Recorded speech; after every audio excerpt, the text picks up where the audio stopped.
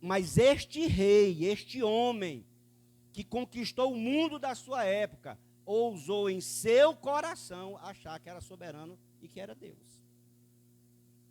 E que foi com a força do braço dele que ele conquistou todas aquelas coisas. O que é que aconteceu com ele? Deus o abateu.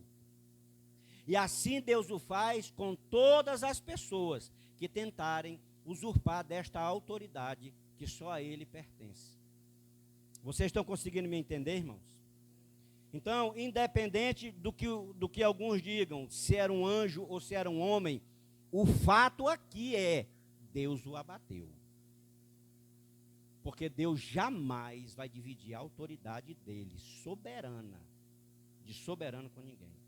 Por isso, irmãos, algumas pessoas dizem, mas Deus está no controle de todas as coisas. Isso não é correto falar.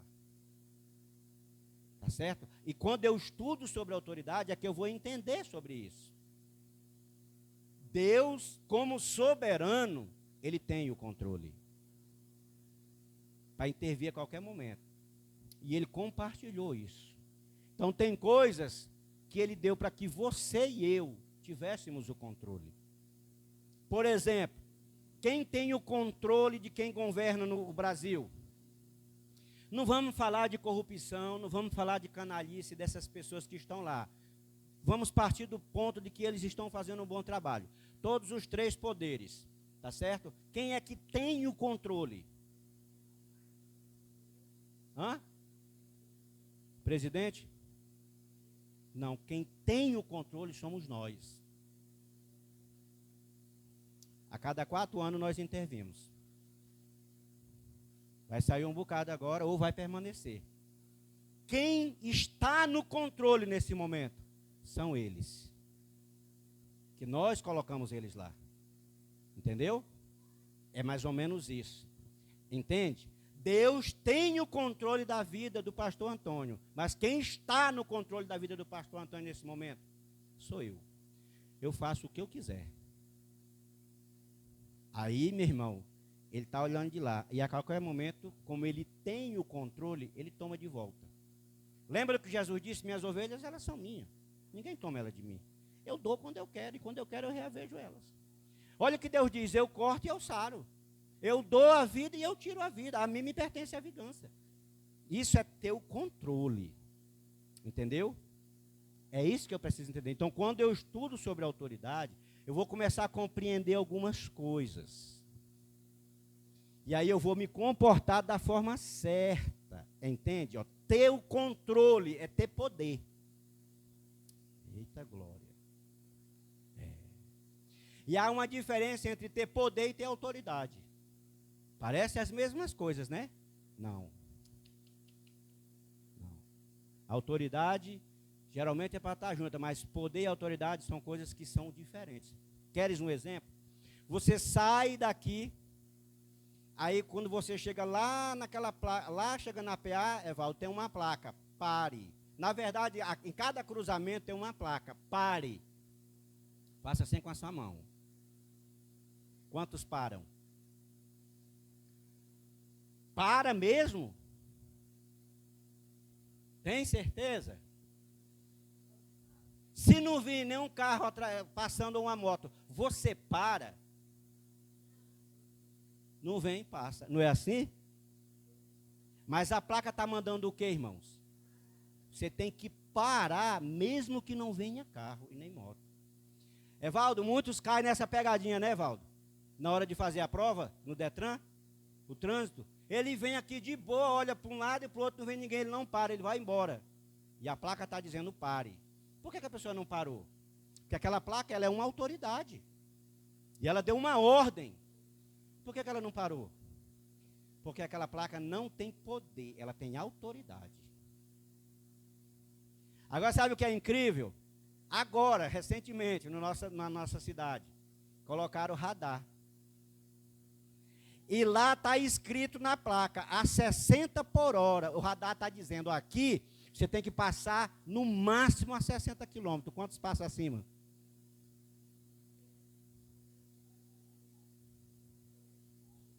Não é? Por quê? Porque o radar tem poder Passou, quando você for olhar, a multa chega em casa. Você entendeu agora a diferença de autoridade e poder? O radar tem autoridade e poder. Todo mundo vai temê-lo. A placa ninguém teme, apesar dela ser uma autoridade. Você entende agora? Nós vamos aprender muito aqui sobre isso. Então, irmãos, a autoridade soberana, ela pertence a Deus. Só Deus é soberano e tem autoridade e poder. Amém, irmãos? Ninguém deve tocar nisso. Aqueles que tocam nisso aí, irmãos, o fim foi triste. Olha o fim do rei da Babilônia. Depois que ele volta, a lucidez, ele tem um sonho. Deus dizendo o que ia fazer com o reinado dele. Olha o rei, acho que é Ciro, se não me falha a memória, que está em Ezequiel, que era o rei dos mares. Deus o abateu também, porque ele começou a dizer que ele era como? Amém, irmãos? Então, toda pessoa que não se submete à autoridade, sabe o que é que ela está dizendo? Que ela é soberana. Olhe para cá. Todas as vezes que eu e você desobedecemos a ordem de uma autoridade, nós estamos dizendo que nós somos soberanos. Que somos o dono da nossa vida. Soberano de nós mesmos. Esse foi o pecado de Adão. Adão comeu do fruto e a sua esposa porque eles queriam ser igual a Deus. Não foi isso que a serpente disse?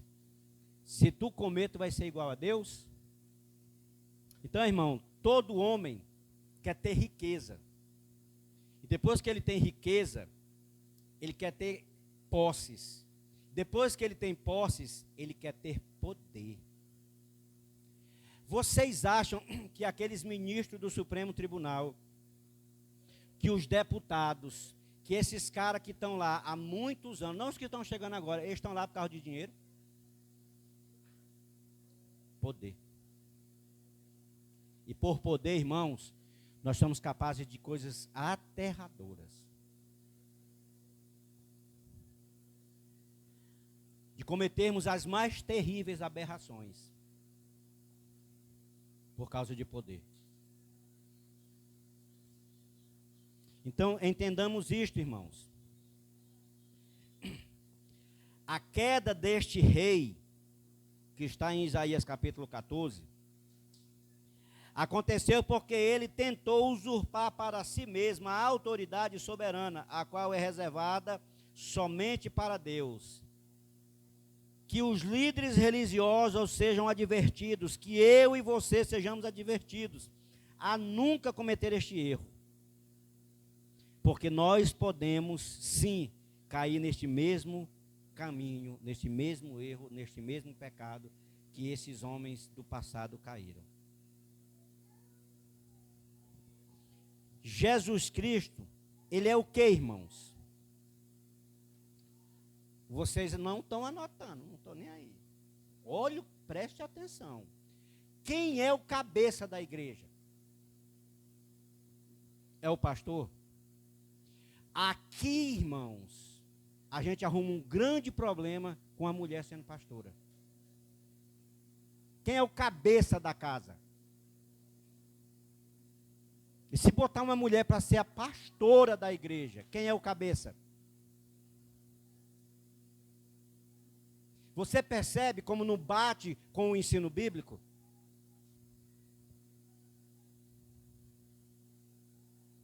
Pastor, o senhor é contra o ministério pastoral de uma mulher, desde que ela tenha um pastor sobre ela? Não. Ela pode ser pastora. Quem é o pastor da igreja aqui? É o pastor Antônio. E a pastora, a esposa, a pastora Andréia, que nem gosta de ser chamada de pastora. Entendeu? Porque senão, irmão, nós estamos quebrando aqui algo que Deus estabeleceu. É o varão que é o cabeça.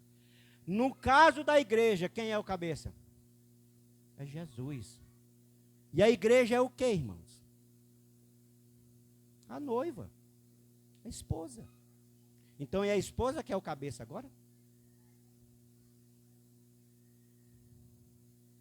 Cuidado com o que estão nos ensinando, irmãos.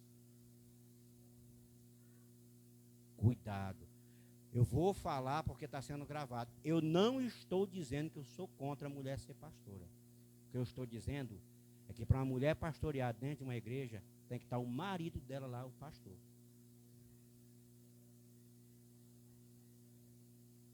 Mulheres de Deus, pastoras, que têm feito uma obra extraordinária. Pode olhar, está lá o marido dela, pastor dela.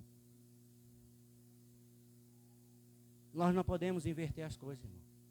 Em casa o homem é o cabeça, mas na igreja quem é a mulher. Está errado, irmãos. Está errado.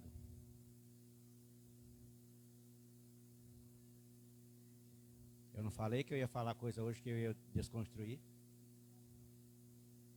Eu não quero que você saia daqui dizendo que eu estou pregando que a mulher ser pastor é errado.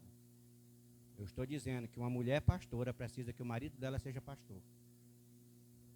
E que no ministério, ele é o pastor, ela é a pastora, ela é a adjuntora no ministro. Entendeu agora? É assim que funciona. Jesus é o cabeça, irmãos. Ao crescer, olha, ao escrever para a igreja em Éfeso, o apóstolo Paulo nos diz que somente Jesus tem a posição de autoridade soberana na igreja. Absolutamente ninguém mais tem essa autoridade. Jesus é o cabeça. Ele da igreja é o único que tem a autoridade soberana, não é o pastor. É tão do jeito que a igreja tem 5 colunas deixadas por Jesus, e que ela precisa estar fundamentada sobre a rocha, mas apoiada sobre essas 5 colunas, que é o ministério apostólico, profético, pastoral, evangelístico, pastor, apóstolo, profeta, evangelista, pastor e mestre. São as 5 colunas que a igreja tem que estar sustentada. E abaixo dessa coluna, a base é quem? Jesus. Por isso que a igreja é uma igreja fraca. Fraca. Um carro tem 5 marchas. 6 marchas. 5 para frente e 1 para trás. As 6 tem que funcionar para poder o carro andar bem. Essas 5 colunas precisam estar trabalhando dentro da igreja. Entendeu? O que é que faz a igreja ganhar almas? É essas 5 colunas funcionando. Entende isto? Aí a igreja vai mudar o bairro. Nós estamos enchendo a cidade de igreja e a cidade cheia de incrédulos. Então não é o número de igreja que vai mudar a Tailândia, irmãos. Abertas, não é. É crentes de verdade. Se posicionando. Agindo como crente, dando bom testemunho, entrando no mundo espiritual através das orações para saquear o inferno. Que esta palavra é errada, saquear o inferno. Quem está no inferno, irmão, não sai mais não, se lascou. Tem como saquear o inferno. Quem foi para o inferno já era. Entendeu? É verdade. Saquear o inferno. A gente tem as expressões muito tolas, irmão.